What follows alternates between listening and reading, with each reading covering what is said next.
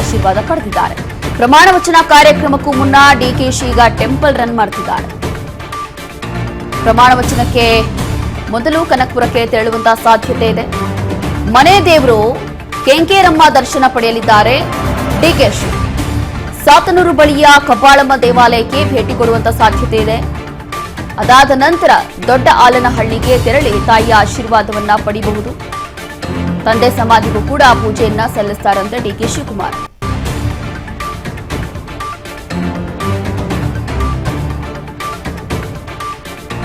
ಹೀಗೆ ಪ್ರಮಾಣ ವಚನ ಕಾರ್ಯಕ್ರಮಕ್ಕೂ ಮುನ್ನವೇ ಡಿಕೆಶಿ ಟೆಂಪಲ್ ರನ್ ಮಾಡ್ತಾರೆ. ಪ್ರಮಾಣ ವಚನಕ್ಕೆ ಮೊದಲು ಕನಕಪುರಕ್ಕೆ ಹೋಗುವಂತ ಸಾಧ್ಯತೆ ಎಲ್ಲವೂ ಕೂಡ ಇದೆ.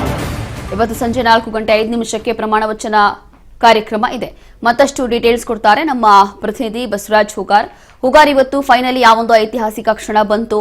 ಕರ್ನಾಟಕದ 25ನೇ ಮುಖ್ಯಮಂತ್ರಿಯಾಗಿ ಈಗ ಡಿಕೆ ಶಿವಕುಮಾರ್ ನೇಮಕ ಆಗಿದ್ದಾರೆ. ಏನೇನು ಅಧಿಕಾರ ಸ್ವೀಕಾರ ಮಾಡಲಿದ್ದಾರೆ, ಏನಿದೆ ಹೆಚ್ಚಿನ ಮಾಹಿತಿ ಅಂತಂದ್ರೆ ಇವತ್ತಿನ ಕಾರ್ಯಕ್ರಮ ಹೇಗೆಲ್ಲ ನಡೀಬಹುದು, ಯಾರೆಲ್ಲ ಬರಬಹುದು, ಏನೆಲ್ಲ ಆಗ್ಬಹುದು?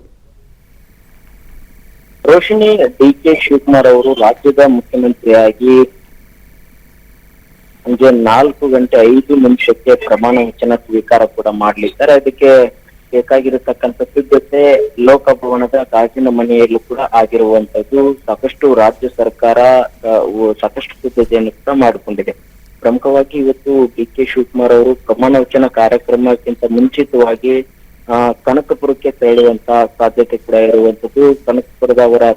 ಕನಕಪುರದ ಏನು ಅವರ ಹುಟ್ಟೂರಿನಲ್ಲಿರ್ತಕ್ಕಂಥ ಅವರ ತಾಯಿಯ ಒಂದು ಆಶೀರ್ವಾದ ಪಡೆದುಕೊಂಡು ಮತ್ತೆ ಅಲ್ಲಿ ಅವರ ಮನದೇವರು ಕೆಂಕೇರಮ್ಮನ ದರ್ಶನವನ್ನು ಕೂಡ ಪಡೆದುಕೊಂಡು ಅದಾದ ಬಳಿಕ ಅಲ್ಲಿ ಕಬ್ಬಾಳಮ್ಮ ದೇವಿಯ ಒಂದು ದರ್ಶನವನ್ನು ಕೂಡ ಪಡೆದುಕೊಂಡು ಅಲ್ಲಿ ವಿಶೇಷ ಪೂಜೆ ಸಲ್ಲಿಸಿ ಅದಾದ ಬಳಿಕ ಅವರು ಪ್ರಮಾಣ ಮಾಹಿತಿ ಕೂಡ ಇದೆ. ಡಿಕೆ ಕಾರ್ಯಕ್ರಮ ಮಾಡೋದಕ್ಕೆ ಮುಂದಾದ್ರೆ ಹಲವು ದೇವಸ್ಥಾನಗಳಿಗೆ ಕೂಡ ಹೋಗಿ ವಿಶೇಷ ಪೂಜೆ ಕೂಡ ಸಲ್ಲಿಸ್ತಾರೆ. ಅವ್ರದೇ ಆಗಿರ್ತಕ್ಕಂಥ ಕೆಲವೊಂದಿಷ್ಟು ನಿಯಮಗಳನ್ನು ಕೂಡ ಪಾಲಿಸ್ಕೊಂಡು ಹೋಗುವಂತ ನಾಯಕ ಡಿಕೆ ಶಿವಕುಮಾರ್ ಅವರು. ಹಾಗಾಗಿ ಇವತ್ತು ಅವರು ರಾಜ್ಯದ ಒಂದು ಅಧಿಕಾರದ ಚುಕ್ಕಾಣವನ್ನ ಹಿಡಿತಾ ಇದ್ದಾರೆ. ಹಾಗಾಗಿ ವಿಶೇಷವಾಗಿರ್ತಕ್ಕಂಥದ್ದು ಅವರ ಹುಟ್ಟೂರಿನಲ್ಲಾಗಿರ್ಬಹುದು ಮತ್ತೆ ಕಬ್ಬಾಳಮ್ಮ ದೇವಸ್ಥಾನ ಆಗಿರ್ಬಹುದು, ಅಲ್ಲಿ ಕೂಡ ವಿಶೇಷ ಪೂಜೆ ಸಲ್ಲಿಸಿ ಡಿಕೆ ಶಿವಕುಮಾರ್ ಅವರು ಕೂಡ ಪ್ರಮಾಣ ವಚನ ಸ್ವೀಕಾರ ಕಾರ್ಯಕ್ರಮಕ್ಕೆ ಬೆಂಗಳೂರಿಗೆ ಆಗಮಿಸಲಿದ್ದಾರೆ. ಹಾಗಾಗಿ ಬೆಳಿಗ್ಗೆ ಒಂದು ಟೆಂಪಲ್ ರನ್ ಮಾಡುವಂತ ಡಿಕೆ ಶಿವಕುಮಾರ್ ಅವರು ಕೂಡ ಹಲವಾರು ವಿಶೇಷ ಪೂಜೆಗಳನ್ನು ಕೂಡ ಸಲ್ಲಿಸಲಿದ್ದಾರೆ. ರೋಶಿನಿ, ಇಲ್ಲಿ ಪ್ರಮುಖವಾಗಿ ಒಂದು ಕಡೆ ವಿಶೇಷ ಪೂಜೆ ಇರ್ಬೋದು, ಅದಾದ ನಂತರ ನಿನ್ನೆ ತಡರಾತ್ರಿ ಅಜ್ಜಯ್ಯ ನಂತರ ಆಶೀರ್ವಾದ ಪಡೆದಿರುವಂತಿರ್ಬೋದು ಅಥವಾ ಅವ್ರ ಜೊತೆ ಕುತ್ಕೊಂಡು ಚರ್ಚೆ ಮಾಡಿರೋದು, ಇದೆಲ್ಲವೂ ಕೂಡ ಒಂದು ಕಡೆ ಆದ್ರೆ ಮತ್ತೊಂದು ಕಡೆ ಹೈಕಮಾಂಡ್ ನಾಯಕರೆಲ್ಲರೂ ಕೂಡ ಇವತ್ತು ಆಗಮಿಸುತ್ತಿದ್ದಾರೆ ಅನ್ನೋ ಮಾಹಿತಿ ಕೂಡ ಇದೆ. ಸೊ ಆಲ್ ಓವರ್ ಅಪ್ಡೇಟ್ ಕೊಡೋದಾದ್ರೆ ಏನೆಲ್ಲ ಆಗ್ಬೋದು ಈ ಕ್ಷಣದಿಂದ?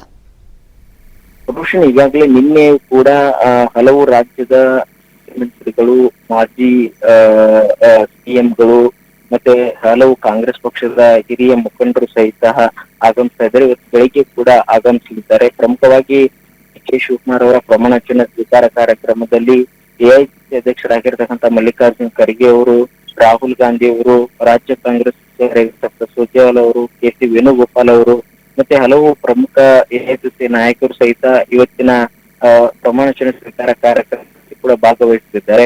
ಪ್ರಮುಖವಾಗಿ ಈಗಾಗಲೇ ಕೆಲವು ಗಣ್ಯರು ಕೂಡ ನಿನ್ನೆ ತಡರಾತ್ರಿವರೆಗೂ ಕೂಡ ಬಂದಿದ್ದಾರೆ. ಇವತ್ತು ಬೆಳಿಗ್ಗೆಯಿಂದಲೂ ಕೂಡ ಗಣ್ಯರು ಕೂಡ ಆಗಮಿಸಲಿದ್ದಾರೆ. ಪ್ರಮುಖವಾಗಿ ಈಗಾಗಲೇ ಅದಕ್ಕೆ ಬೇಕಾಗಿರತಕ್ಕಂಥ ಆಸನಗಳ ವ್ಯವಸ್ಥೆ ಆಗಿರ್ಬೋದು, ಎಲ್ಲವನ್ನು ಕೂಡ ಲೋಕಭವನದಲ್ಲಿ ಕೂಡ ಸಿದ್ಧತೆ ಮಾಡಿಕೊಳ್ಳಲಾಗಿದೆ. ಬಹಳಷ್ಟು ಕಟ್ಟುನಿಟ್ಟಿನ ಭದ್ರತೆಯನ್ನು ಕೂಡ ಒದಗಿಸಲಾಗಿದೆ. ಯಾಕಂದ್ರೆ ಲೋಕಭವನದಲ್ಲಿ ನಡೆಸತಕ್ಕಂಥ ಈ ಒಂದು ಕಾರ್ಯಕ್ರಮಕ್ಕೆ ಅಲ್ಲಿ ಸೀಮಿತ ಜನರಿಗೆ ಮಾತ್ರ ಅವಕಾಶ ಮಾಡಿಕೊಳ್ಳಲಾಗಿದೆ. ಯಾರಿಗೆ ಪಾಸ್ ಇರುತ್ತೋ ಅವರಿಗೆ ಮಾತ್ರ ಅಲ್ಲಿ ಅವಕಾಶ ಇರುವಂತ ವ್ಯವಸ್ಥೆಯನ್ನು ಕೂಡ ಮಾಡಲಾಗಿದೆ. ಮತ್ತೆ ಈಗಾಗಲೇ ಒಂದು ಬೇರೆ ಕಡೆಯಿಂದ ಬಂದಿರತಕ್ಕಂಥ ಜನರಿಗೆ ಕೂಡ ಊಟದ ವ್ಯವಸ್ಥೆ ಆಗಿರ್ಬೋದು ಮತ್ತೆ ನೀರಿನ ವ್ಯವಸ್ಥೆ ಆಗಿರ್ಬೋದು, ಹಲವು ನಗರದ ಹಲವು ವಿವಿಧ ಕಡೆಗಳಲ್ಲಿ ಕೂಡ ಅವರಿಗೆ ವ್ಯವಸ್ಥೆಯನ್ನು ಕೂಡ ಕಾಂಗ್ರೆಸ್ ಪಕ್ಷದ ವತಿಯಿಂದಲೂ ಕೂಡ ಮತ್ತೆ ಹಲವರು ಅವ್ರದೇ ವೈಯಕ್ತಿಕವಾಗಿ ಕೂಡ ಒಂದು ಸಿಹಿ ವಿತರಣೆ ಆಗಿರ್ಬೋದು ಮತ್ತೆ ಊಟದ ವ್ಯವಸ್ಥೆ ಆಗಿರ್ಬೋದು, ನೀರಿನ ವ್ಯವಸ್ಥೆ ಆಗಿರ್ಬೋದು, ಎಲ್ಲವನ್ನು ಕೂಡ ಮಾಡ್ಕೊಂಡಿದ್ದಾರೆ. ಈಗಾಗಲೇ ಪ್ರಮುಖವಾಗಿ ಮತ್ತೆ ಏನು ಬೇರೆ ಬೇರೆ ರಾಜ್ಯದ ಒಂದು ಮುಖ್ಯಮಂತ್ರಿಗಳಾಗಿರ್ಬೋದು, ಮಾಜಿ ಸಿಎಂಗಳಾಗಿರ್ಬೋದು, ಎಲ್ಲ ಬರುವಂತವರಿಗೂ ಕೂಡ ಕೆಲವೊಂದಿಷ್ಟು ನಾಯಕರು ಕೂಡ ಒಬ್ಬರಿಗೆ ಒಂದು ಜವಾಬ್ದಾರಿ ಕೊಟ್ಟು ಅವ್ರಿಗೂ ಕೂಡ ವಿಶೇಷವಾಗಿರುವ ವ್ಯವಸ್ಥೆಯನ್ನು ಕೂಡ ಮಾಡ್ಲಿಕ್ಕೆ ಈಗ ಕಾಂಗ್ರೆಸ್ ಪಕ್ಷದ ನಾಯಕರಾಗಿರ್ಬೋದು ಎಲ್ಲರೂ ಮತ್ತೆ ಸರ್ಕಾರದಿಂದಲೂ ಕೂಡ ಸಾಕಷ್ಟು ವ್ಯವಸ್ಥೆಯನ್ನು ಕೂಡ ಈಗ ಮಾಡಿಕೊಳ್ಳಲಾಗ್ತಾ ಇದೆ. ರೋಷಿನಿ. ಎಸ್ ಥ್ಯಾಂಕ್ ಯು ಉಗಾರ್ ನಿಮ್ಮೆಲ್ಲ ಡೀಟೇಲ್ಸ್ಗಾಗಿ. ಹೀಗೆ ಇಷ್ಟೆಲ್ಲ ಸಿದ್ಧತೆಗಳು ಒಂದು ಕಡೆ ಆದ್ರೆ ಮತ್ತೊಂದು ಕಡೆ